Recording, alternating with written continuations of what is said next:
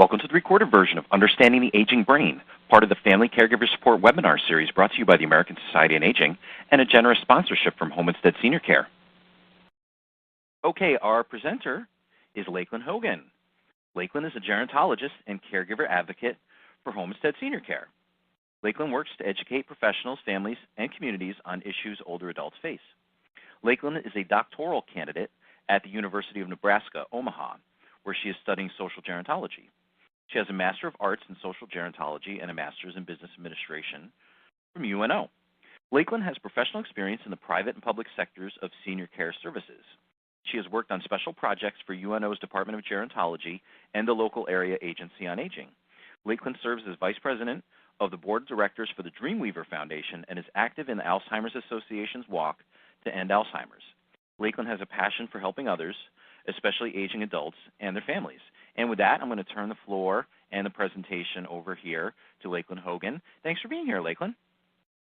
Thank you so much, Steve. Hello, everyone. Thank you so much for tuning in today. This is a brand new topic in our Family Caregiver Support webinar series, and we're going to be talking about the aging brain. Many family caregivers may not realize that as we age, our brain experiences changes.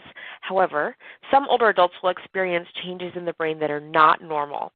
And it's important for family caregivers and for us as professionals to understand this normal versus abnormal aging of the brain, so that when an older adult exhibits signs and symptoms of abnormal brain aging, we can direct them towards timely medical evaluations.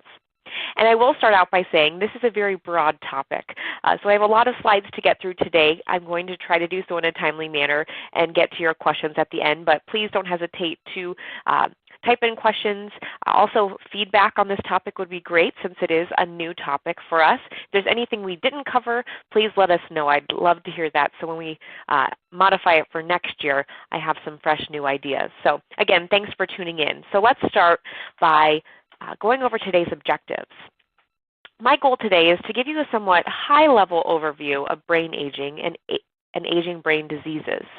I took an entire semester-long class focused just on the aging brain, so I tried my best to narrow it down to just 1 hour, so you'll have to bear with me as I go through, again, a lot of information. But I'm going to start out by talking about how the aging brain, or how aging affects the brain, and then I'm going to talk about those brain aging diseases that are not a normal part of aging, and talk about the differences among those diseases. I'm also going to cover how abnormal brain aging can affect daily life and help families recognize if their loved one is showing symptoms of abnormal brain aging. I'm also going to talk about how caregivers and we as professionals ourselves can reduce the risk of these brain aging diseases. And finally, I'm going to wrap up with some resources that we can recommend to the families that we work with. So let's start with a refresher on the brain itself. I thought it would be helpful to, again, just kind of go over the different parts of the brain. And the various regions shown here on the slide work together as a network, and each lobe serves an important purpose. So in red, you see the frontal lobe, and this is responsible for complex, higher-order critical thinking, decision-making, and certain aspects of our memory, including working memory, which keeps information for a short period of time before moving it to long-term memory. It also helps to control our movement, personality, empathy, and emotion regulation. Then if we look at the green occipital lobe, this involves our sight, our ability to see color. The parietal lobe in blue is an area that involves higher order functions as well as the primary sensory cortex, which is responsible for touch, sensation, pain.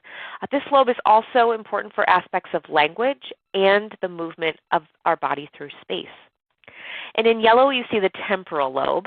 This is an area that's important for memory, especially long-term memory.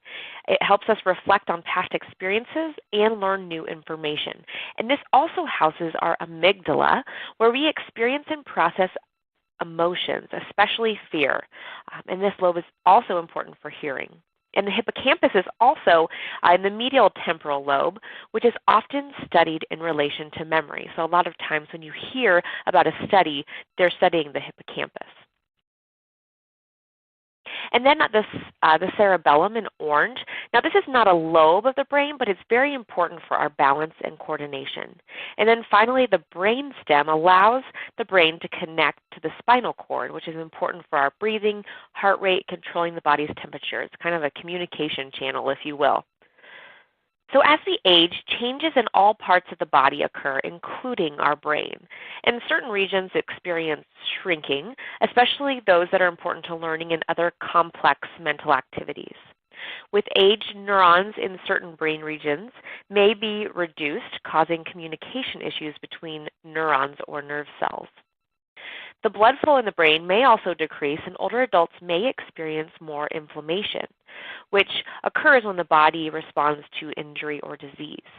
And these changes in the brain can affect cognition, even in healthy older people. For example, some older adults find that they don't do as well as younger people on complex memory or learning tests. However, over time, they can do just as well with a little practice. The research is showing evidence that the brain remains plastic or is able to adapt to new challenges and tasks as we age. Research has also found that the brain has a cognitive reserve, which is the brain's ability to work well even when some parts of it are disrupted or disturbed. People with more education seem to have more of a cognitive reserve than others, and that's what the research is tending to find. So let's talk more about research and compare to today back 50 years ago and how our knowledge of the brain has really grown in the scientific and research fields. I recently listened to a lecture given by Dr. Carol Barnes, a Regent Professor of the University of Arizona, and I thought she did a really nice job of summarizing the changes in the understanding of the brain over the past 50 years. So you can see on the left is what they thought back 50 years ago, and the column on the right is really what we know now. So first she talked about how science has evolved from an idea that all older people are senile, and it's moved towards more of an understanding that Alzheimer's disease, or AD as it's listed here on the slide, is not inevitable, meaning that age is a significant risk factor for Alzheimer's disease and other aging brain diseases, which we will be talking about throughout today's presentation. But just because you grow older does not mean that you're going to be senile, as they used to think, and it doesn't mean that you will develop one of these diseases. The next shift in thinking involves cell loss. Back then it was thought that with aging comes extensive cell loss. However, we now know that there is not major cell loss in the normative aging process, but there is in abnormal aging. And then there was also a perception that the brain just sits back and deteriorates, but now researchers are discovering that changes are occurring in the brain and that the brain is able to adapt and compensate, especially in healthy aging brains. So I just mentioned that a little bit earlier. We still have the ability to learn. Our brain has the ability to compensate when one area has some deficiencies, that sort of thing. And then if we look at number 4 on each side, over the past 50 years, researchers have come to learn that there are many complex and interacting factors for longevity and cognition, and we're going to talk about some of those later on today. And finally, researchers have also discovered that many lifestyle factors impact cognitive aging, whereas before they just thought there were a couple. So we're going to talk a lot about that later on today. So this gives you, again, a snapshot of the progress that researchers have made over the past 50 years. But I also want to talk a little bit about where the future of brain research is headed. And this comes from the NIA, the National Institute on Aging, and their goals are to improve the understanding of the aging brain and aging brain diseases. We've come a long way, as the last slide shows you, but there's still a lot of progress to be made.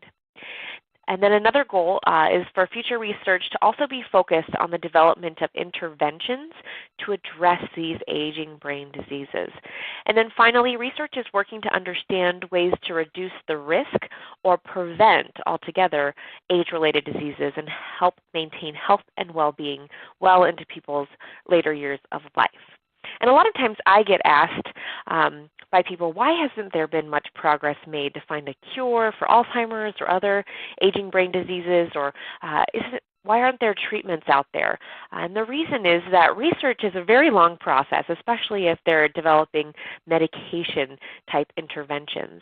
And so studies for new drugs can take years. Many clinical trials are involved before it reaches the public. So while there are a few drugs on the market that help to reduce the symptoms of these aging brain diseases, I'm very hopeful that there is some good progress that will be made in the coming 5, 10, 20 years in this area. The research field is learning more and more about this, the brain, the abnormal aging versus normal aging, which again will hopefully lead to advancement. So I always tell people to stay hopeful and not get discouraged. But let's dive a little deeper into what is normal versus abnormal changes in the brain. So normal aging is associated with cognitive decline, but it's generally subtle. It might impact a person's speed of thinking, attention control. They might find it more difficult to multitask. Just to give you some examples, have you ever been sitting on the couch and gotten up, walked into the other room, and thought to yourself, what in the heck did I come in here for? And you think and you think and you can't remember, and so you head back to the couch. Or you walk out into a parking lot and have forgotten where you've temporarily placed your car. But then all of a sudden, when you sit back down on the couch or you stand there and think about it long enough, you can trace your steps back to remember. So as we age, it might take us a little longer to get back to those memories, but some may not be able to remember at all, and that's when we get concerned. We're not able to trace those step backs because those can be signs of abnormal brain aging. So abnormal brain aging is not universal, and it's not inevitable, as we talked about earlier. It is pathological. So if you look at the screen, there's a picture here, and on the left side is a healthy brain, and you can see that it's kind of a brighter color. And then on the right side is a brain with advanced Alzheimer's disease. And you can see some shrinkage. It's smaller. You can also see some thinning of the white matter in those enlarged ventricles, kind of like Swiss cheese. Those ventricles are those holes in the brain. So those are some differences between a healthy brain and a brain with an aging brain disease. And so let's talk a little bit more about abnormal brain aging.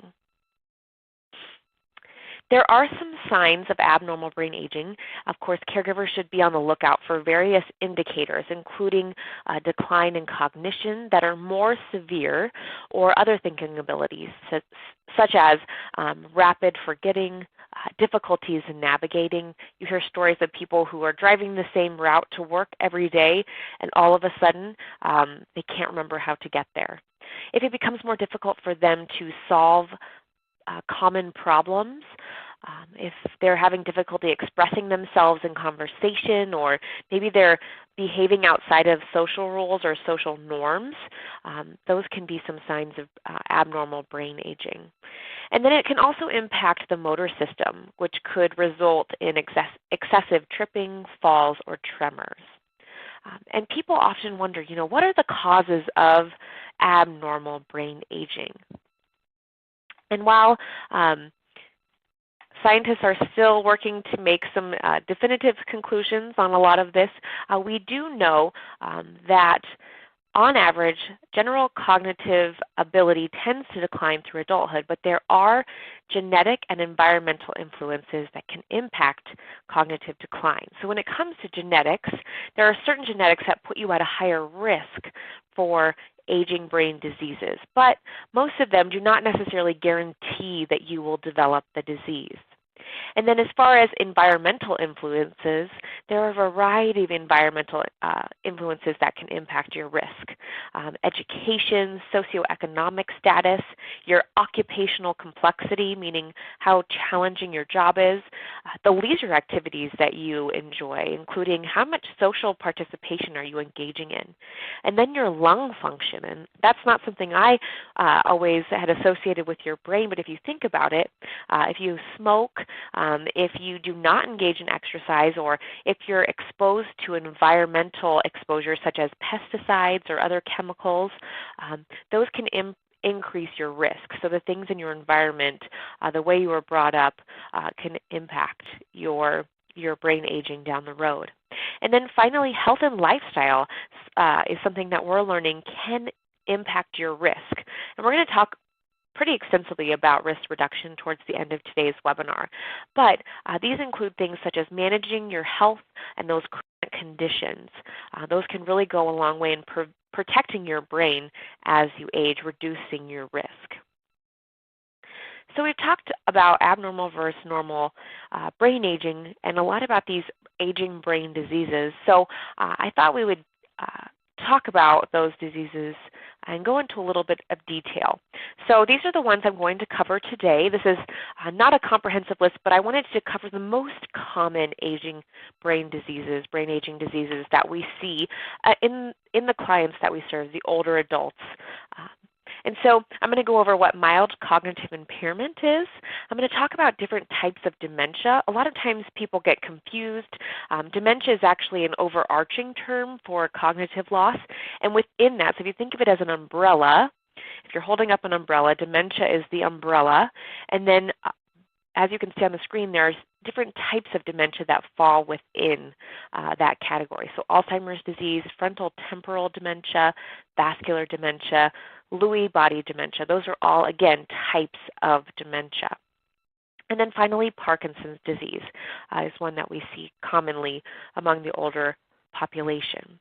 So let's start by talking about mild cognitive impairment.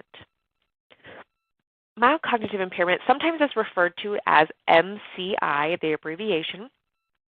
It affects memory to the point of being noticeable to others, but generally it doesn't interfere with daily functioning. So people with mild cognitive impairment exhibit some forgetfulness or kind of amnesia of recent events. That short-term memory might not be as strong. They often need to write reminder notes to themselves to do things that they otherwise would have forgotten. However, they can still perform daily tasks such as paying their bills, taking medications, and they can do a lot of that without direction from others. And while people with mildly impaired memory can function relatively normally, the condition is of concern because nearly half of people diagnosed with MCI go on to eventually develop Alzheimer's disease, and that's usually within 5 years. So it is important for family members, if they're noticing these kind of mild cognitive impairment symptoms, that they get their loved one to a medical professional to be evaluated so that they can track the progress of that memory loss. And if it happens to develop into Alzheimer's disease, then they can get proper medical treatment or medical attention even sooner. So let's talk more about Alzheimer's disease and what that brain aging disease is all about. So Alzheimer's disease is a topic I cover quite frequently in this webinar series because it is the most common form of abnormal brain aging dementia, because it affects 5.7 million Americans that are living with Alzheimer's disease, and there's about 16 million caring for people with Alzheimer's disease. So it really affects a large portion of our population here in the U.S. We do know that the greatest risk factor for Alzheimer's is increasing age. So most individuals with the disease are 65 years and older. Now there is a younger onset that can occur in people under the age of 65, but we do again find this most commonly in older adults. And actually 1 in 9 people in this age group of 65 and older have Alzheimer's disease generally. And then that risk increases even more so once people turn age 85. That number goes to about 1/3. 1 in 3 people 85 and older likely have Alzheimer's disease.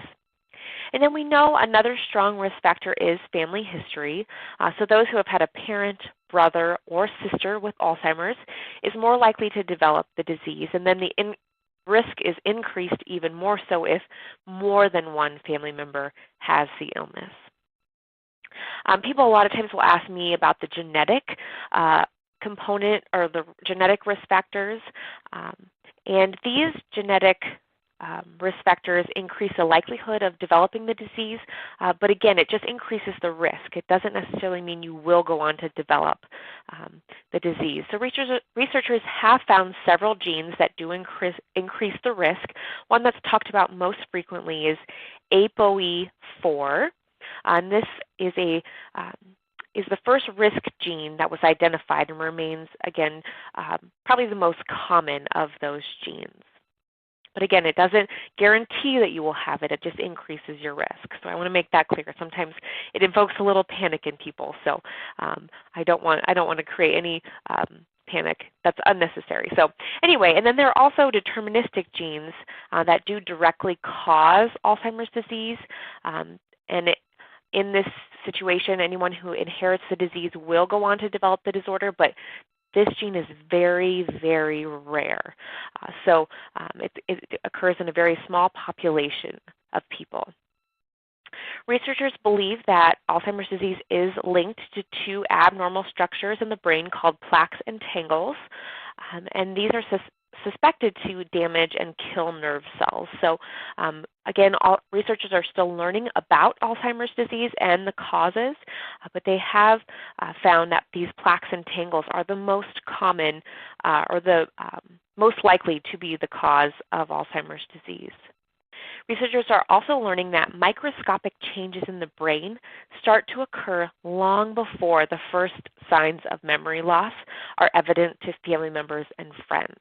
So that's why when we talk about risk reduction and the lifestyle risk reduction, the public is encouraged to start risk reduction lifestyle changes as early as possible because, again, Alzheimer's disease tends to start developing years before it ever presents symptoms in an individual.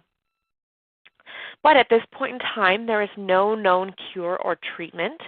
People will often be prescribed medications for Alzheimer's disease, and that really is to just reduce the symptoms that come along with Alzheimer's. It doesn't necessarily mean that it will work for every person. It might only work for a period of time, but there have been some successful medications that can help, again, to reduce the symptoms of Alzheimer's disease. And when we talk about Alzheimer's, there are really three general stages of the disease. Alzheimer's disease is progressive, meaning that there is general decline over time, and this impacts each person differently.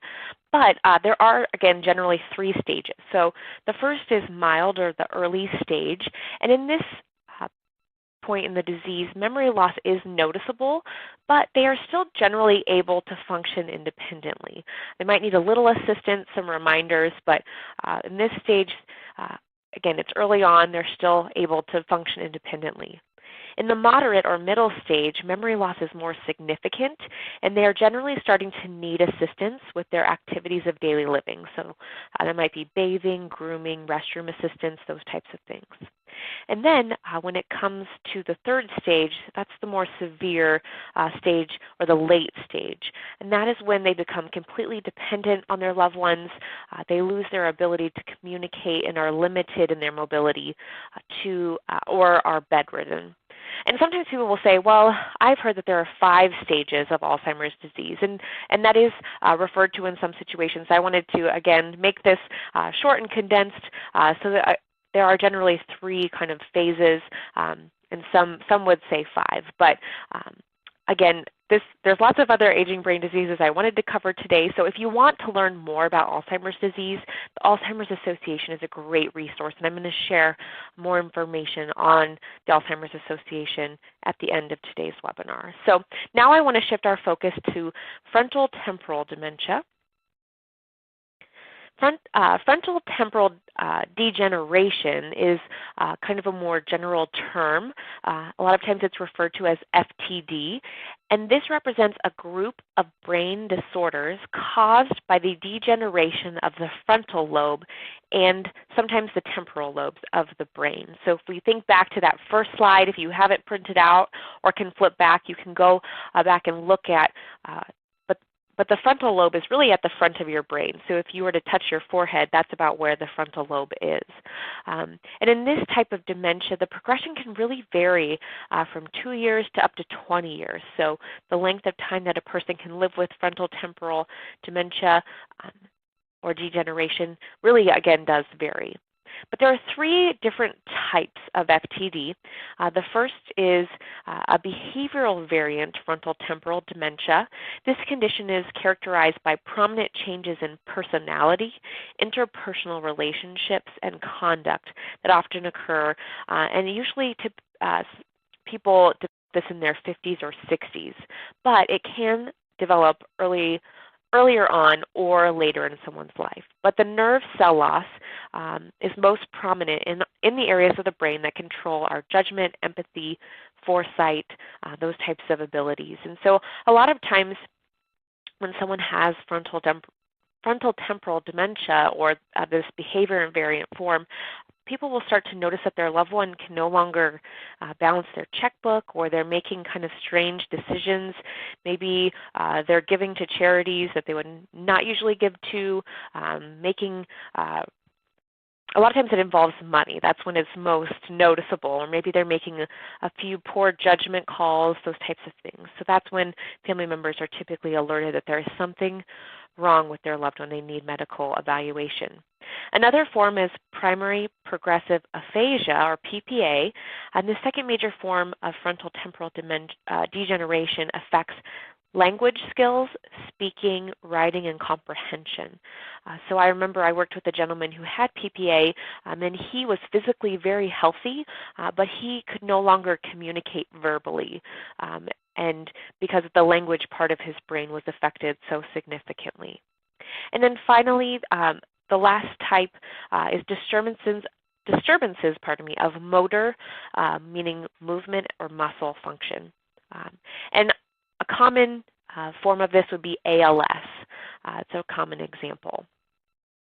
So many people do not realize that FTD is the most common form of dementia for those under the age of 60. So it is fairly prevalent in the later years of life, but even more so for those maybe under the age of 60. And the symptoms do have some commonalities with Alzheimer's disease, but there are some significant differences as well. Symptoms will vary from person to person, but the major symptoms that occur are changes, again, in behavior, language, movement, problems with spatial orientation. I help to facilitate actually an online family caregiver support group network, and I hear often that from their caregivers that FTD is different than Alzheimer's disease and the challenges that these caregivers are facing. And so within this group, I also do these live chats, and we had an expert from the Frontotemporal Degeneration Association. I wanted to get that name right, and I'm going to share their information later. We did a whole live chat about the differences between FTD and Alzheimer's disease. So if you're interested in learning more, I would encourage you to go on to helpforalzheimersfamilies.com and look for this live chat recording, because it was very, very educational. And I'm also going to share that association's information towards the end of the webinar as well if you want to learn more. The next aging brain disease topic that we're going to cover is vascular dementia. Vascular dementia is caused by an inadequate blood flow to the brain. An inadequate blood flow can really damage and eventually kill cells anywhere in the body, but the brain is one of the body's richest networks of blood vessels and is especially vulnerable. So symptoms can, again, vary widely depending on the severity of the blood vessel damage and the part of the brain it affects. Memory loss may or may not be a significant symptom depending on the specific brain areas, again, that the blood flow was restricted. Vascular dementia symptoms may be most obvious after a major stroke, and sudden post-stroke changes in thinking and perception might include confusion, disorientation, trouble speaking or understanding speech, vision loss, and these changes may happen at the same time as more familiar stroke symptoms such as headache, difficulty walking, numbness, paralysis on one side of the body or the face. It's also common to hear people suffering from multiple small strokes. The medical term for this is transient ischemic attacks, or TIAs. TIAs is a pretty common acronym when talking about vascular dementia. And these and other conditions affect blood vessels and nerve fibers deep inside the brain. And as these little mini strokes occur, more gradual changes and damages can accumulate in the brain. So common early signs of widespread small vessel disease include planning and judgment. It also can cause uncontrolled laughing, crying, decline in ability to pay attention, might also impair their ability to participate in social situations, and cause difficulty finding the right words. So again, these are some signs that family members can watch out for in their loved one, especially if they've had a stroke. So again, their awareness level can be heightened if they have some education that a stroke might cause some vascular dementia symptoms. So I'm going to next shift to Parkinson's disease. I did not skip Lewy body dementia. I'm going to talk about that in just a minute because a lot of times you see that coupled with Parkinson's. So I thought I'd start with Parkinson's disease. The risk factors for this disease are primarily age and environmental. So you can see some kind of patterns here. A lot of these aging brain diseases, it's even in the name, age is a risk factor. For those less than 50 years of age, commonly, if someone under the age of 50 has Parkinson's, it could be due to a rare genetic form. Mutations in certain genes that cause it under the age of 50 are very rare, about 1% of cases. But again, age is a risk factor for those over the age of 50. And then environmental risk factors have also been linked to certain insecticides, herbicides, fungicides, and Agent Orange. Some veterans have that link, and then head injuries. So again, those environmental factors are linked to increasing the risk for Parkinson's disease. And like other aging brain diseases, there's no current cure for Parkinson's. However, there are some treatment options. Medications are often used to reduce symptoms and are taken on a pretty strict schedule to keep those symptoms at bay. So medication management is very important for those living with Parkinson's disease. Another treatment option is deep brain stimulation. However, to qualify for this, there are certain criteria that have to be met. Typically, a person needs to have had the disease for about 4 years. They would need to still be benefiting from their medications. But, of course, the doctor would do an evaluation to see if the person is a candidate. But during this procedure, a thin wire electrode is implanted in the brain to stimulate a certain region, reducing some of those motor symptoms of Parkinson's. So let's talk a little bit more about those symptoms.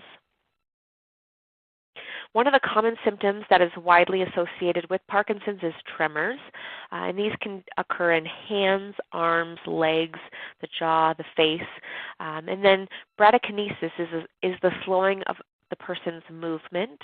Other symptoms might include muscular rigidity, posture instability or kind of a slouched posture, a mismatch of facial expression and emotions. They might also experience some changes in their voice. It may become softer. The person may also experience changes in writing. It might be more difficult to write, or they might have smaller handwriting as a result of the disease.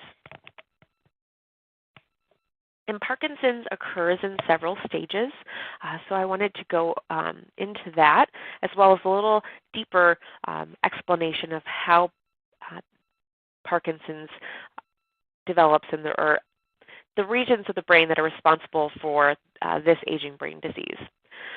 So as you can see on the slide, there are some photos there. Parkinson's disease is associated with dopamine, which is the main neurotransmitter of the brain. And dopamine is important for controlling our movement and emotion. And dopamine is created in the substantia nigra, which is located in the midbrain as shown in the top photo. So if you look at the photo, the eyes are towards the top and the back of the head is towards the bottom of that first picture, and then the substantia nigra is right in the middle. And then that picture is blown up in the middle photo there to show where the dopamine is created, so in that portion of the brain. And as you can see in the healthy photo, there are those kind of dark brown lines. And if you look to the bottom photo, this is where that part of the substantia nigra is diminished. And this is an example of somebody who has Parkinson's disease. So you can see that there is irregular, inadequate nerve cells in this area that aren't producing the dopamine and transmitting the messages to the parts of the brain that are responsible for the muscle functioning and can create those tremors and those other symptoms that I just went over. So treatment can help to create, again, a more steady stream of medication, which is then converted to that dopamine that the brain is deficient in when someone has Parkinson's. And again, that's why medication management is so important for people with Parkinson's. And this artificial dopamine can help to control those symptoms. And as I mentioned, there are 5 stages of Parkinson's disease. In the first stage, the person will typically experience tremors, maybe on one side of the body typically. And then in stage 2, those tremors will continue, but the person might experience more rigidity and other movement symptoms that start to affect both sides of the body. For some, walking problems start to occur in this stage, as well as poor posture, and it may be more difficult to complete those daily tasks. So it might start to impact those activities of daily living. And then in stage 3, this is where there's typically a loss of balance that starts to happen, a slowness of movement that starts to occur. Falls are more common, and symptoms are significantly starting to impact the person's ability to perform those activities of daily living. So this is where a caregiver might need to step up and start to provide some significant assistance. If we look to stage 4, the symptoms are becoming more severe. It's likely that the person can stand, but they might require an assistive device like a walker. Their activities of daily living are likely to impacted to a point when they can no longer live independently. They need someone there around the clock to assist. And then in stage 5, this is again the most advanced stage of the disease, the most debilitating stage. And at this point, they're likely no longer able to stand or walk, or they're more likely to be in a wheelchair or bedridden. Often they need that around-the-clock care, and they are likely to experience some hallucinations and delusions towards the later stages of Parkinson's disease. And these hallucinations and delusions are common symptoms of Lewy body dementia. And as I mentioned, I was going to circle back to that after we talked about Parkinson's disease. So Lewy body dementia is a form of dementia that's common with Parkinson's. The photo on the screen shows the Lewy bodies, and they are abnormal clumps of protein inside neurons that cause damage and reduce the ability for those neurons to signal, resulting in the cell death. So some symptoms that you are likely to see in Lewy body dementia: these are changes in thinking and reasoning, varying levels of confusion and alertness, visual hallucinations or delusions, as I mentioned, that can be common with Parkinson's. The gentleman that I worked with a while back who had Lewy body often hallucinated seeing children and pets, and in talking with other caregivers, those are the common types of hallucinations that the person might be having. They might also have trouble interpreting visual information. They might have sleep issues such as rapid eye movement, malfunctions in the automatic nervous system, and some memory loss may also occur. So we talked about all these different aging brain diseases, and really they have a lot of commonalities, as I've been mentioning, that impact their daily life. All of them tend to have a general decline. There's no cure for these diseases at this point.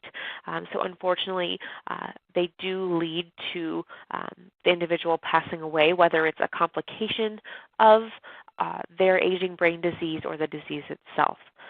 And they all will eventually lose their independence. They'll need assistance with their ADLs and IADLs, require increased medical care and visits to the medical professionals. And because the disease impacts each person a little bit differently, there really is no one-size-fits-all approach to caring for individuals with aging brain diseases. There really is a need to personalize their care and create really a person-centered approach, especially as they go into the later stages of the aging brain diseases. So these impacts on daily life can be challenging to cope with for the person diagnosed with one of these diseases, but also with their family members who will eventually need to provide that care and support. For those who are concerned about their loved ones developing aging brain diseases, it's important that we educate them as professionals on the symptoms to watch out for. So I wanted to go over these symptoms that we should be educating our family caregivers on.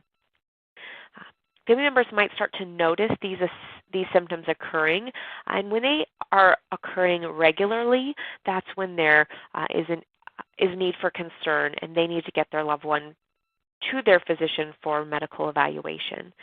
It can even be helpful for families to keep a journal of when these symptoms are occurring so that when they go to that medical appointment, they can give a pretty thorough snapshot of what's occurring at home. And this can really help with the diagnosis process. So some symptoms to watch for are getting lost in familiar places. I've heard of people, again, I think I've shared this example, driving to a place they always go, but they're turned around, or they've been going to the same grocery store for years and years, and now they no longer know where this certain item is. Also a symptom, repetitive questioning, odd or inappropriate behaviors, forgetfulness of recent events, and repeated falls or loss of balance. So again, these are all symptoms that it could be an aging brain disease. And there's a few more that I wanted to go over. Personality changes. We talked about how in frontotemporal dementia, personality changes can be one of the first signs that there might be some sort of aging brain disease. Decline in planning and organization, changes in diet and eating, changes in hygiene. Oftentimes, when there's cause for concern is when there's a lack of hygiene or change in their appearance. There's increased apathy or changes in language ability, including comprehension. So again, if any of these symptoms are occurring, it's really important for families to get their loved one to a medical professional for an evaluation. So I wanted to talk a little bit more about why that is important. Oftentimes people tell me that they're afraid or they're hesitant to get a diagnosis, or their loved one is in denial and it's really hard to get them even to the doctor. But the reason it's so important to get a diagnosis is, first of all, it might not be an aging brain disease. There may be another issue happening in the body that causes similar symptoms to these diseases. So if you were thinking about yourself or a loved one and there's a possibility of ruling out any sort of aging brain disease, I would want to go to the doctor to kind of get to the bottom of it. So that is one important part. But also, when you're able to get a diagnosis, it allows for the planning process to begin. Families can plan for the legal, financial, and the care needs of their loved one. It also ensures that the voice of the person living with the disease is heard and that their wishes are made known before they can no longer contribute due to the eventual decline of the disease. And then when a person is able to make their wishes known to the care team and everyone involved, it can reduce the feelings of guilt, ambiguity, and sadness that I often hear caregivers talk about. If they were able to have those conversations with their loved one, they know what they want, they feel less guilty about carrying out that person's wishes. And then finally, if If they have a diagnosis, they can get to a specialist, somebody who knows the disease very well. And then there also is a possibility to engage in clinical trials, whether it's the person with the disease or their family, to again advance that very important research that we talked about earlier. So we've been talking about these diseases, and we know there's no way to definitively prevent these diseases, but there are significant ways to reduce the risk. So I wanted to go over these. Anyone listening to this webinar, whether you're in your 20s or in your 60s or anywhere in between, you can be reducing your risk of aging brain diseases today. You could start implementing these habits into your lifestyle. So one of the most important ways to stay on top of your health is to make sure you're seeing your doctor regularly. Same is true for people of any age. People who are eligible for Medicare, the annual wellness visit now includes a cognitive screening, which can be a way to stay on top of possible memory loss, and also provides a great baseline for the physician. So then next year, if you come back and your cognition is changed, they can track that. And then again, it's important to manage those chronic conditions. If our older adults or anyone of any age group is not properly managing those chronic conditions, diabetes, COPD, CHF, they can increase the risk of aging brain diseases. Then there are also some ways to reduce or to increase healthy habits. So research is showing that exercise is important for many health reasons, especially brain health. So of course consult your doctor about the appropriate amount of exercise, but an average adult wants to aim or should be aiming for about 150 minutes a week of moderately intense activity such as brisk walking. They're also finding that sleep hygiene is so important to reducing the risk. Sleep is important for cognitive and brain functioning. It also helps to keep us in an upbeat or positive mood, lowers our stress levels, lowers inflammation within our body, just to name a few of the benefits. So making sure that you're engaging in proper sleep hygiene is, again, so important. And then I feel like we hear this with every disease. Eating a well, healthy, balanced diet is a great way to reduce your risk. And research has shown that the MIND diet or the Mediterranean diet can be specifically or especially impactful. So the graphic on the screen gives you a good visual of the basics of this diet. So it's high in fruits and vegetables, lean proteins, and a little red wine, which is good news for many people. But you can see at the bottom that people are also active and socializing as part of this whole healthy lifestyle. So let's talk a little bit about socializing and those types of risk-reducing behaviors. It's really important to keep the brain active throughout the lifespan, so engaging in cognitive exercises, whether that's Sudokus or anything that really challenges your brain. Also, learning new things can be so impactful. I know my grandpa is currently learning how to speak Spanish, and he's 80. So it's never too late to learn something new. It could be a new skill, a new game. That learning can be really good for your brain. And getting creative, the arts, not only is it a great way to relieve stress, music, painting, pottery, those types of things, but it also is good for your brain. And of course, socialization. That is so, so important that we try to prevent the isolation of the person as they age, that they're engaging in quality socialization, making sure that they've created a social network, and then finding ways to regularly connect even when maybe their mobility declines or maybe they become more homebound, that sort of thing. Again, maintaining the ability to socialize is key. And then I have some final tips on how to reduce your risk. So there's a lot of buzz about concussions and brain health, so it's really important that you protect your head. For example, wear a helmet when bicycling. And then you also want to try to prevent inflammation throughout the body. And that might look a little different for everyone, but if you have any inflammation, achy joints, that sort of thing, make sure you discuss that with your doctor. And then reducing stress. The stress hormone or the cortisol levels in the body caused by stress can really be damaging, especially to the brain. So find fun, enjoyable activities that help to relieve stress. Also, mindfulness and meditation. Studies have shown even just a few minutes a day, 2 minutes a day of quiet time meditating or in mindfulness can really go a long way in your brain health. And then, of course, if you have any sort of depression or mood problems, anxiety, you want to seek treatment for those, as those can help. That sort of treatment can help reduce the risk.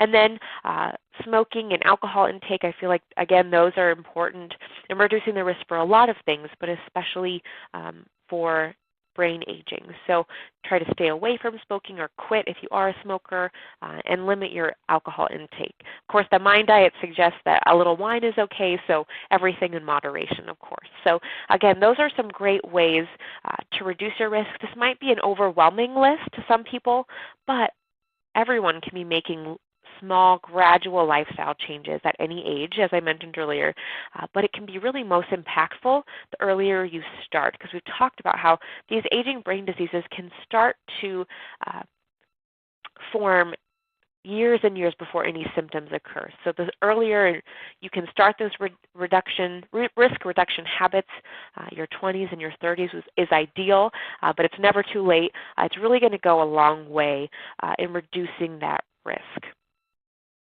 All right, so I've gone over tons and tons of information. Our brains are probably full, busting at the seams, but I did want to provide some resources because as we talk with families, as we're learning of people who have aging brain diseases, the best thing that we can do is provide them with education and support. Recently, back in, I think, 2015 is when this campaign launched. It was called What is Brain Health?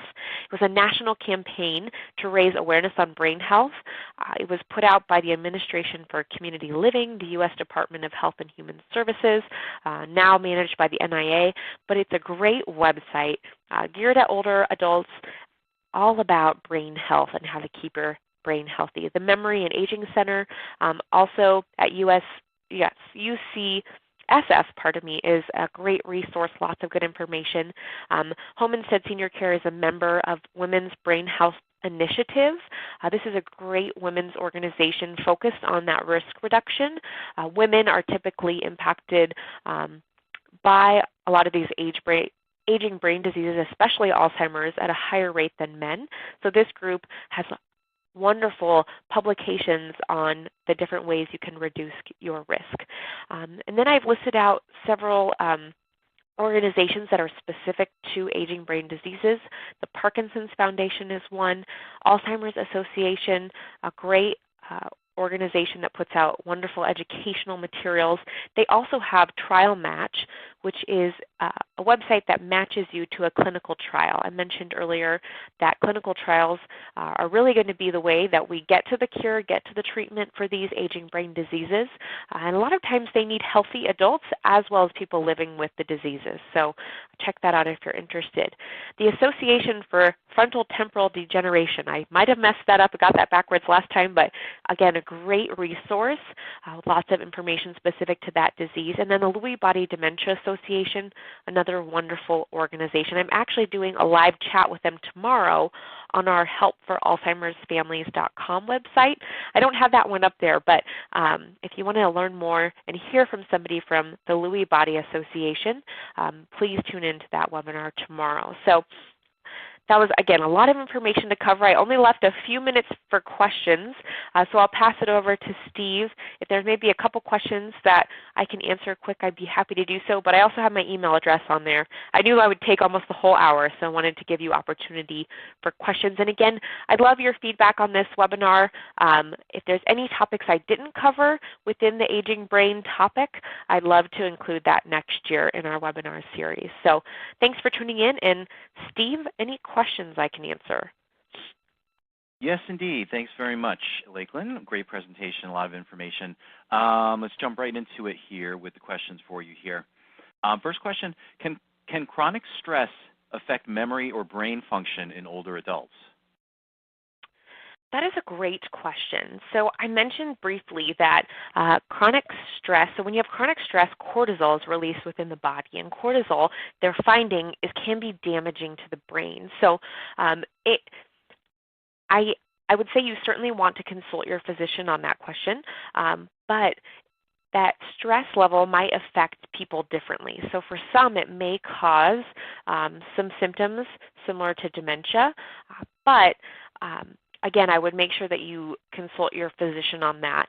But we know that stress levels, especially over an extended period of time, if your stress is not managed, it can cause, or it can increase your risk, increase your risk. We don't know what causes any of these diseases, but it certainly can increase your risk. So I would certainly advise anyone that's having memory issues and also having chronic stress to get a medical evaluation, because there could be a link. Great question. Okay. Can you just remind us again what the site was for the live chat with FTD caregivers? Yes, most certainly. So it's helpforalzheimersfamilies.com. So on that site, once you get there, helpforalzheimersfamilies.com, and there's no apostrophe in Alzheimer's in our website. There is a button, or the live chat should pop up for tomorrow, but if you go to that link, it has all of the archived chats as well. We cover a variety of topics. In the month of July, we're having a gentleman on our live chat who has a diagnosis of dementia, and he's going to be talking about his diagnosis experience. So feel free to check it out. Again, the site is helpforalzheimersfamilies.com. Okay. Lakeland, can you talk a little bit about how substance abuse in younger years might impact the aging brain? That is a great question. So substance abuse can be damaging to the brain in various ways. I can't speak specifically to the research of the data. I haven't dove in, whatever that term is, apologize, into that topic specifically, but we do know that limiting your consumption of alcohol or substances can reduce your risk. And the things that we're finding that the things that we're doing in our younger years are truly impacting our brain in our older years.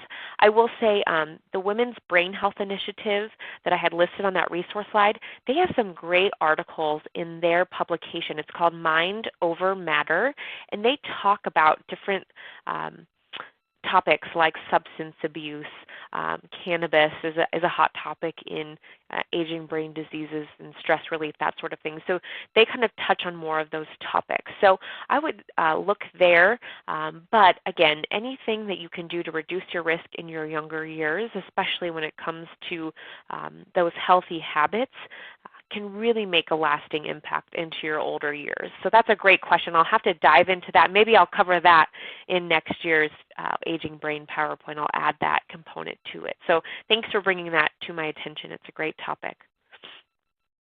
Okay, and what about hydration, Lakeland? How does that affect the aging brain? Well, hydration, we know that our body is made up, a large percent of our body makeup is water. So we know hydration is so vital to the functioning of all areas of our body. I will say that in older adults, hydration can cause a lot of issues.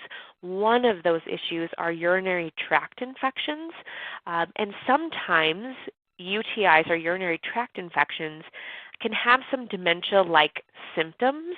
So I would say, I know you asked about hydration as a whole, but that is one area or one component of hydration that can has some sort of linkage. But those symptoms, if the UTI is treated, a lot of times will go away. So if you suspect that, again, your loved one is having any sort of dementia symptoms, especially if they come on suddenly out of the blue, or if they're symptoms that are repeatedly occurring over time, those are signs that you need to get your loved ones some medical attention. And hydration is important to older adults, no matter if they have an aging brain disease or not. So we want to make sure that our older adults are well hydrated. So again, another good topic for me to add to next year's webinar. So thank you so much for all these great questions. You've given me a lot of good food for thought for next year. Okay, well, Lakeland, unfortunately, we've hit the end of our hour here, and we're just about out of time, and it's time for us to wrap up. But I want to thank you for a great presentation and a lot of great information today. Thank you. Thank you. Have a great day, everyone.